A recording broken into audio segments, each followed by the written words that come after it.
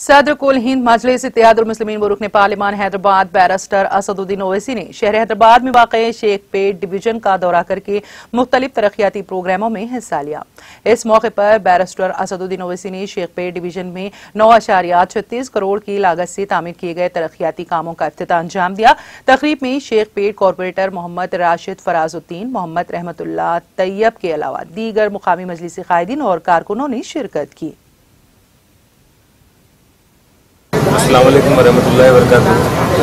आज 22 अगस्त 2021 सदर मोहतरम बैरिस्टर जनाब असदुद्दीन ओवैसी साहब बल्दी डिवीज़न शेखपेट में 9 करोड़ 35 लाख 36 हज़ार के तरक्याती काम का इब्तिदा किया है, जिसमें अल्हम्दुलिल्लाह कई काम मुकम्मिल हो चुके हैं और कुछ काम बाकी है जो इंशाअल्लाह अनक़रीब उसका काम स्टार्ट होगा।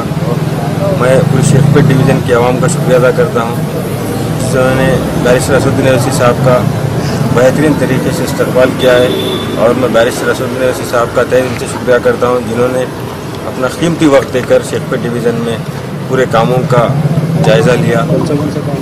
इसमें नाज़रीन, हमारे टीटीवी न्यूज़ को सब्सक्राइब करें, बेल आइकॉन को प्रेस करें, शेयर करें और लाइक करना ना भूलें। और किसी भी एडवर्टाइजमेंट के लिए हमारे इस नंबर पर कांटेक्ट करें। हमारा नंबर है 9550102020 पर।